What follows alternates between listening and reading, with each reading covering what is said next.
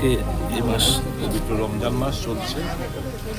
আমি 1993 সাল থেকেই আমি এই পবিত্র রমজান মাসে আমার এলাকার যতগুলো মসজিদ বলুন, পাঞ্জাখানাগুলো যেগুলো রয়েছে ওখানে আমি যাওয়ার চেষ্টা করি। প্রত্যেক বছরে আমি এই রমজান মাসে যাই, ইফতার নিয়ে যাই। ইফতার আমার দলীয় কর্মীরা অনেকে তো মানে মহিলারা বিশেষ করে মসজিদে আসেন না, তো তাদের কাছে পৌঁছে দেওয়াটা হচ্ছে আমার একটা কর্তব্য, দায়িত্ব।